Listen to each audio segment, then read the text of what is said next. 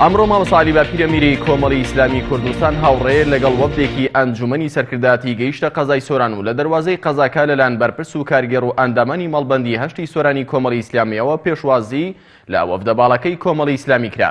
پاشان بەرەو بارگەی مەڵبەند بەڕێکەوتن لەوێش لەلایەن مەڕوان گەڵاڵی سەرۆکی فراکسیۆنی کۆمەڵی ئیسلامی لە پەرلەمانی کوردستان و هەروەها ژمارەیەک لە ئەندامانی پێشوازیان لێکراوە بڕیارە لەو سەردانەیدا میری کۆمەڵی ئیسلامی کۆڕێکی جەماوەری ساز بکات.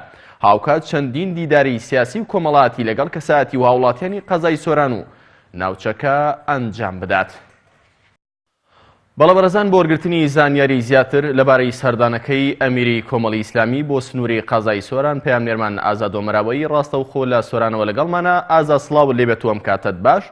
سەردانەکەی بەڕێز ئەمیری کۆمەڵی ئیسلامی بۆ قەزای سۆران لە چوارچێوەی چیدایەوە کار و چالاکیەکانی لە ڕۆژانی ئایندەدا چی دەبن و چەند ڕۆژ دەمێنێتەوە؟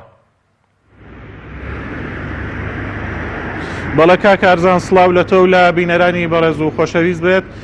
دیارە سەردانەکەی جەنابی مامۆستا عەلی باپیرە میری کۆمەڵی ئیسلامی کوردستان لە چوارچەوەی و بەسەرکردنەوەیەکدا کەوا بۆ مەڵبەندەکان دەستی پێ کردووە. سەر لە بەیانی ئەمڕۆژ سەردانی دەڤەری سۆرانی کردووە لە دەروازەی شارەوە لەلایەن بەرپرس و ئەندامانی مەڵبەندەوە پێشوازی لە جەنابی مامۆستا عەلی باپیر کرا. هەروەها لەلایەن سەرۆکی فراکسیۆنی کۆمەڵی ئیسلامیشەوە پێشوازی لە مامۆستا عەلی باپیر و وەفدی یاوەری کرا.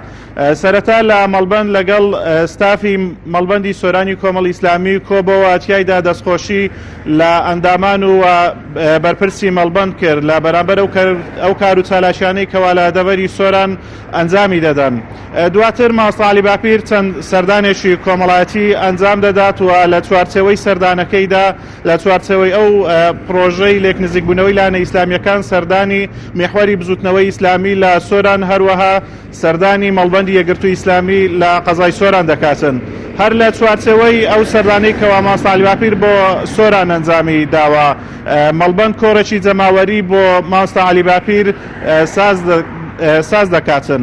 هەر لە چوارچێوەی ئەو سەردانەیدا دیارە تەنها ڕۆژێک لە قەزای سۆران ئەمێنێتەوە و کاتژمێر 7 شەو لە ناحیەی خەلیفان کۆڕێکی جەماوەری بۆ مامۆستا عەلی باپیر لە بارگای ئەنجومەن ساز دەکرێت و تیایدا چەند سەردانێکی کۆمەڵایەتیش لە ناحیەی خەلیفان ئەنجام دەداتن. زۆر باشە باس لەوە کرد کە لە چوارچێوەی لێک نزیکبوونەوەی لانە ئیسلامیەکان بەوەی کە لە ماوەکانی ڕابردوودا بینیمان ئەمڕۆ بەڕێز ئەمیری کۆمەڵی ئیسلامی بەنیازە سەردانی مەڵبەندی دروستنەوەی ئیسلامی بکات لە سۆران. جگە لەم سەردانی هیچ لانێکی دیکەی سیاسی دەکات لە غەیری لانە ئیسلامیەکان؟ نەخێرتەنها وەک ئاماژەم پێدا تەنها سەردانی لانە ئیسلامیەکان بزوتنەوەی ئیسلامی و یەکگرتووی ئیسلامی لە قەزای سۆران دەکاتن.